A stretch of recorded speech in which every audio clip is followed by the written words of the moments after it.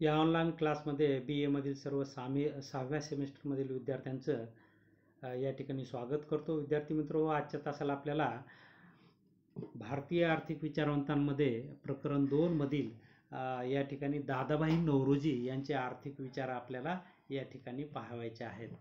दादाभाई नौरोजींचे आपल्याला 2 आर्थिक विचार या ठिकाणी पाहायचे आहेत. त्यामध्ये पहिला आर्थिक विचार दादाभाई नौरोजी यांनी मांडलेला गळतीचा सिद्धांत, ड्रेन थेरी ज्याला आपण म्हणतो, आणि दुसरा आपल्याला त्यांनी जे राष्ट्रीय उत्पन्नाचं मोजमाप केलेलं आहे त्या मोजमापाचा आपल्याला अभ्यास या ठिकाणी करायचा आहे. तर दादाभाई नौरोजींच्या संदर्भात या त्यांचे 2 आर्थिक विचार आपल्याला या ठिकाणी पाहायचे आहेत. तर तत्पूर्वी प्रास्ताविकामध्ये आपण पाहूया की दादाभाई नौरोजी हे भारतीय राष्ट्रीयत्वाचे जनक आणि भारतात स्वयंशासन ज्याला आपण सेल्फ गव्हर्नमेंट म्हणतो पद्धतीचे समर्थक म्हणून त्यांना ओळखले जाते.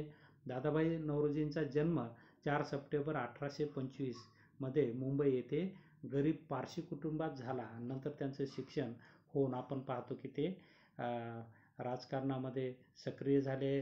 त्यांनी विविध पदांवर या ठिकाणी काम केलेलं आहे आणि त्याचा फायदा भारताला झालेला आपल्याला दिसून येतो. तर दादाभाई नौरोजी हे पहिले गणिताचे प्राध्यापक, भारतीय प्राध्यापक होते. भारतात सामाजिक व राजकीय सुधारणा घडवून आणण्याच्या दृष्टिकोनातून त्यांनी अनेक संस्थांची स्थापना केली किंवा अनेक ठिकाणी कार्य केलं. इंग्लंडच्या लोकसभेसाठी पार्लमेंटमध्ये निवड होणारे ते पहिले भारतीय होते. वित्त आयोगाचे सदस्य म्हणूनही त्यांनी काम केलेलं आहे. त्याचबरोबर बडोदा संस्थानाचे दिवाण म्हणूनही त्यांनी कार्य केलेलं आहे.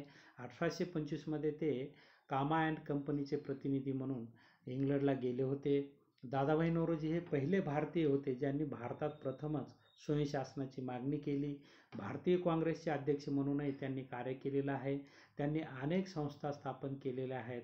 WC बॅनर्जी यांच्या मदतीने इंडियन सोसायटीची स्थापना दादाभाई नौरोजींनी केलेली आहे.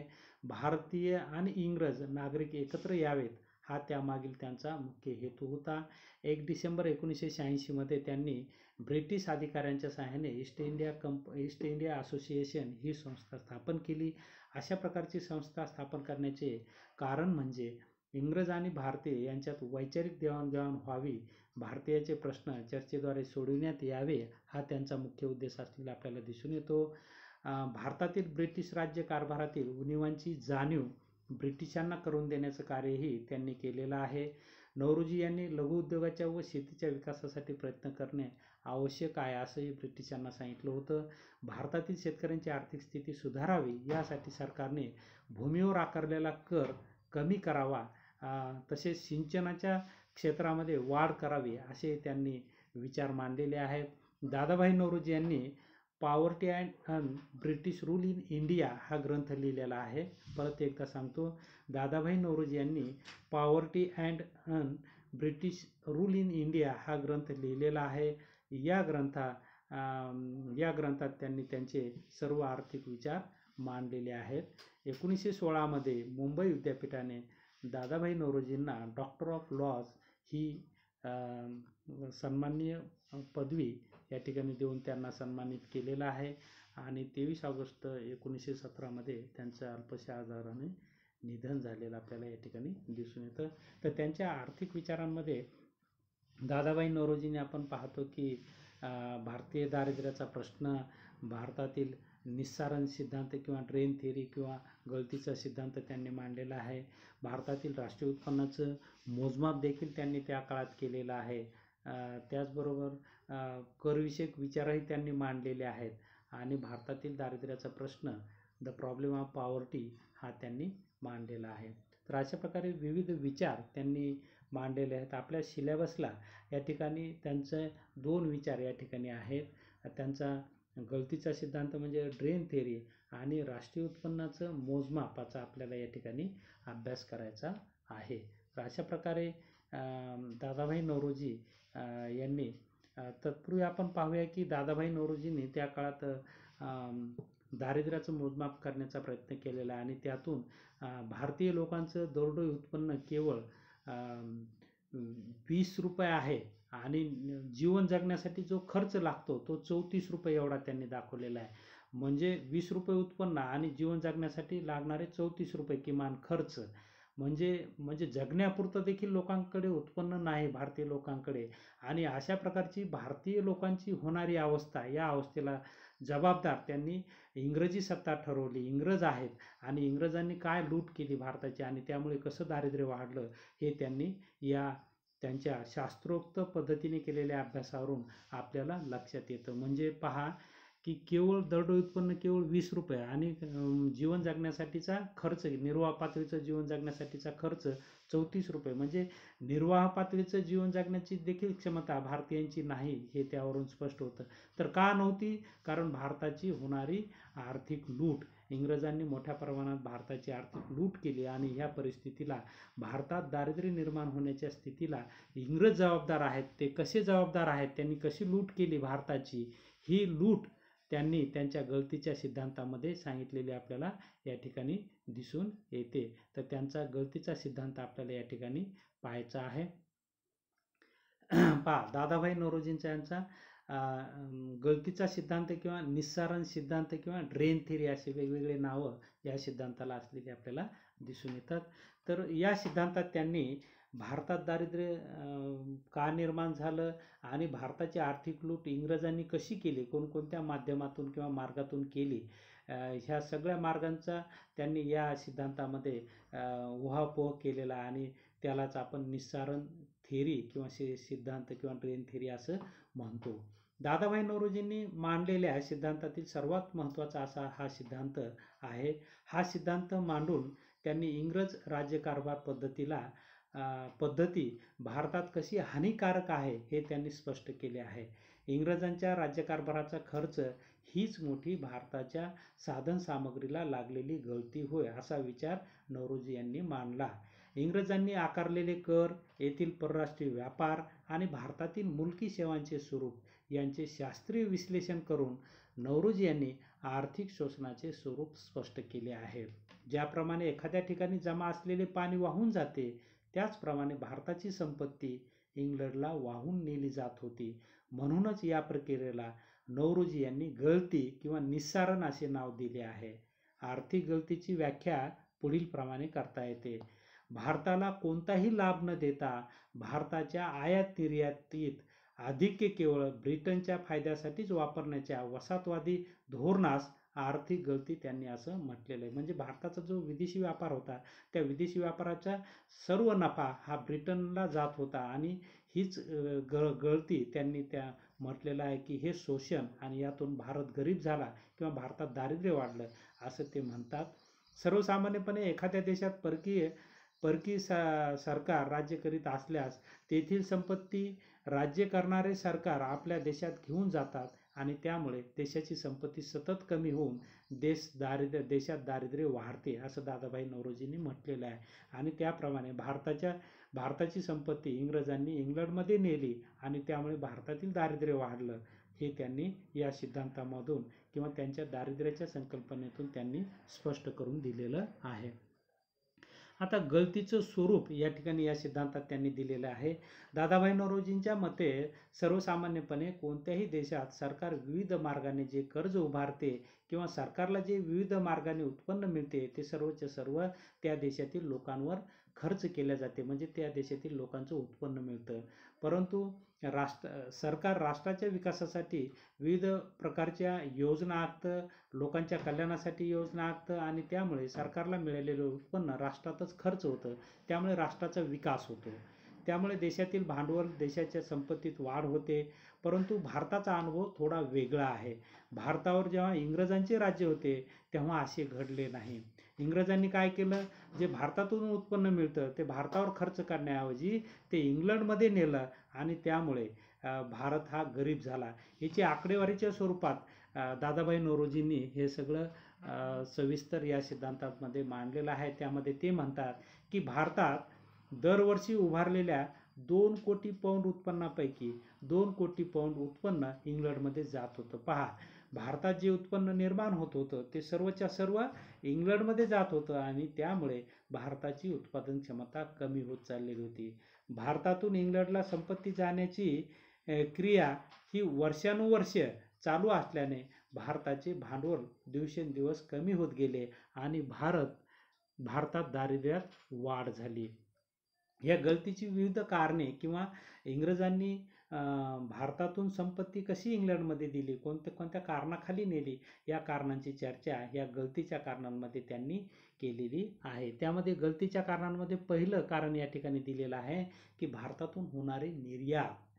नौरोजींच्या मते 1849 ते 1894-95 या काळात भारतातून साधारणपणे 52.67 कोटी पौंड किमतीची निर्यात होती, परंतु या निर्यातीचा मोबदल्यात एकही पैशाचा माल भारतात आला नाही. पहा, 52.67 कोटी पौंड ची निर्यात सगळ्याचे सगळी इंग्लंडमध्ये गेली आणि त्याचा फायदा भारताला एकही रुपयाचा झालेला नाही. ही एक गलती सांगितलेली आहे. त्यानंतर इंग्रजांनी भारताला जी लूट केली ते दुसरं कारण त्यांनी सांगितलेलं आहे की परदेशात जाणारा नफा.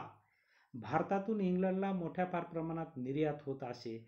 निर्यातीवर मिळणारा नफा भारताला न मिळता तो इंग्लंडला मिळत होता आणि 90% दराने हिशोब केल्यास ही रक्कम 28.50 कोटी पौंड एवढी होती. पहा, म्हणजे निर्यातीतून मिळणारा नफा हाही इंग्लंडला जात होता आणि तो किती होता तेवढ्या कालावधीत 1849 ते 1894-95 या कालावधीत तो नफा होता 28.50 कोटी पौंड.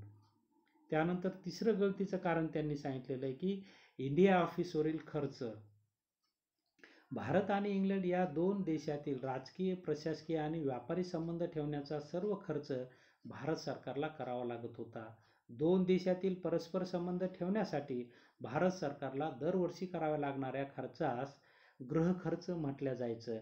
सामान्यपणे भारत सरकारला दरवर्षी भारताच्या आयात निर्यातीमधील अधिक्याचा उपयोग गृह खर्चासाठी केला जात होता. त्या काळात भारताची निर्यात आयातीपेक्षा जास्त होते, म्हणजे विदेशी व्यापार अनुकूल होता. तरी देखील भारताला त्या अधिक्याचा उपयोग विकासासाठी करता आला नाही. त्यामुळे भारत सरकारचा गृह खर्च आर्थिक शक्तीचे एक कारण आहे.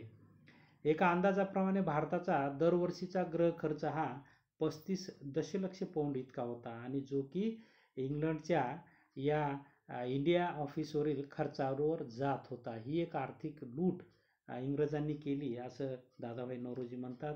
गलतीचं हे एक कारण आहे. त्यानंतर चौथं गलतीचं कारण त्यांनी दिलेलं आहे ब्रिटिश कर्मचाऱ्यांची निवृत्ती वेतन. ईस्ट इंडिया कंपनी त्याचप्रमाणे ब्रिटिश सरकारमधील भारतातील राज्य चालवण्यासाठी प्रशासन खात्यात आणि लष्करी खात्यात ब्रिटिश नागरिकांची मोठ्या फार प्रमाणात नियुक्ती ब्रिटिश सरकारकडून होत असे.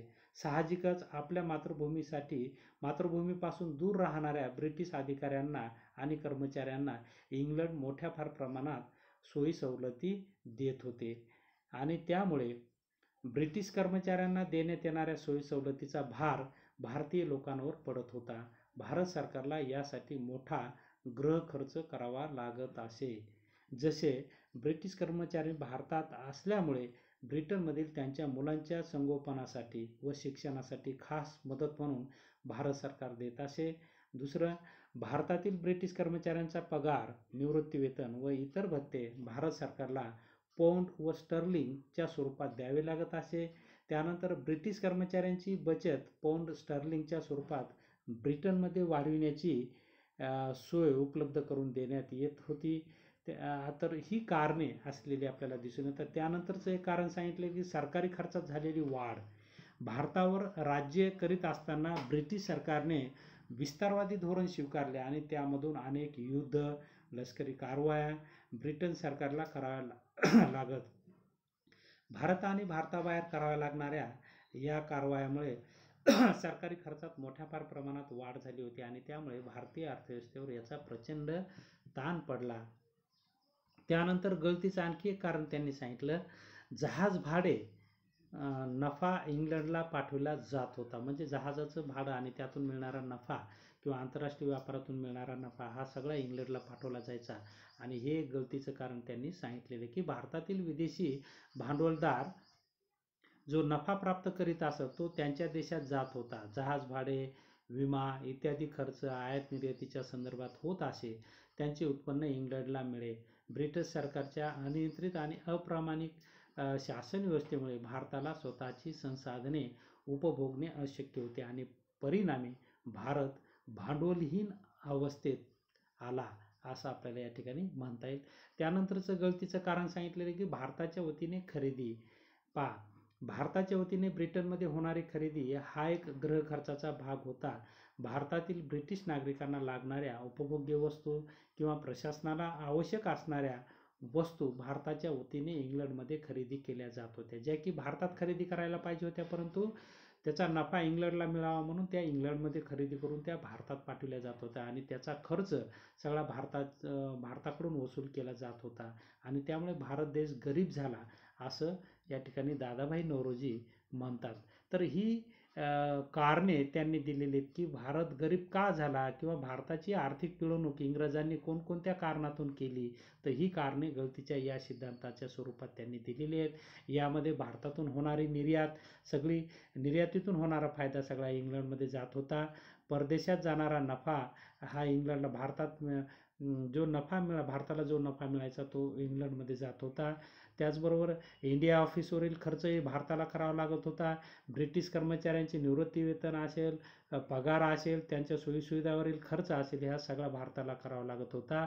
त्याचबरोबर सरकारी खर्चात झालेली वाढही भारताला, युद्धामुळे सरकारी खर्चात मोठ्या फार प्रमाणात वाढ व्हायची आणि युद्धावरील खर्चही भारताला द्यावा लागायचा आणि त्यामुळे भारत गरीब झाला. त्याचबरोबर जहाज भाडे किंवा नफा, आपण पाहतो की ज्या देशामध्ये नफा मिळाला त्याच देशात त्या नफ्याची पुनर्गुंतवणूक होणे आवश्यक ठरते, परंतु असे होत नव्हते की भारतातील कंपन्यांना मिळालेला नफा हा सगळा इंग्लंडमध्ये जात होता आणि परिणामी भारताला काही मिळत नव्हता आणि म्हणून भारत देश गरीब झाला. त्याचबरोबर भारताच्या वतीने इंग्रज लोक जे इंग्रज अधिकारी होते भारतामध्ये, त्यांची सगळी खरेदी इंग्लंडमधून व्हायची आणि मग नफा तिथे जायचा, जी की भारतात व्हायला पाहिजे तर ती इंग्लंडमधून होत होती आणि म्हणून हा खर्च वाढल्यामुळे भारत देश गरीब झाला किंवा भारताची आर्थिक लूट मोठ्या फार प्रमाणात या विविध कारणातून झाली असं त्यांनी म्हटलेलं की या विविध कारणातून भारताची आर्थिक लूट इंग्रजांनी केली हे त्यांनी आपल्या गळतीच्या सिद्धांतामधून शास्त्रोक्त आणि संख्यात्मक पद्धतीने या ठिकाणी अभ्यास संख्येचा आधार घेऊन त्यांनी हे सगळं स्पष्ट केलेलं आहे किंवा मांडलेलं आहे. आता किती वाईट अवस्था आपण पाहतो की त्या काळात भारतीयांचं दरडोई उत्पन्न केवळ 20 रुपये आणि साधारण जीवन जगण्यासाठी लागणारा खर्च हा 34 रुपये, म्हणजे तेवढं जे 34 तर तेवढं सुद्धा लोकांकडे नव्हतं. ते का नाही आलं? कारण भारताची अशी आर्थिक पिळवणूक मोठ्या फार प्रमाणात किंवा आर्थिक लूट मोठ्या फार प्रमाणात इंग्रज सरकारने केल्यामुळेच भारत देश गरीब बनला आणि भारतीयांची अवस्था वाईट झाली. या अवस्थेला, भारतीयांच्या गरिबीला इंग्रज जबाबदार आहेत हे त्यांनी शास्त्रोक्तरित्या संख्येचा आधार घेऊन अशा प्रकारे गळतीच्या सिद्धांताद्वारे त्यांनी स्पष्ट केलेलं आहे किंवा मांडलेलं आहे. म्हणून भारतीय अर्थव्यवस्थेमध्ये दादाभाई नौरोजींचं नाव घेत असताना आदराने नाव घेतलं जातं, कारण त्यांनी नेहमी भारताचाच विचार केलेला आणि भारतीय लोकांचा कसा फायदा करून घेता येईल या बाबतीत त्यांनी प्रयत्न केलेला आपल्याला दिसून येतो. तर या ठिकाणी आपण थांबूया. शांतपणे आपण ऐकून घेतलं त्याबद्दल आपले आभार व्यक्त करतो आणि थांबतो. धन्यवाद.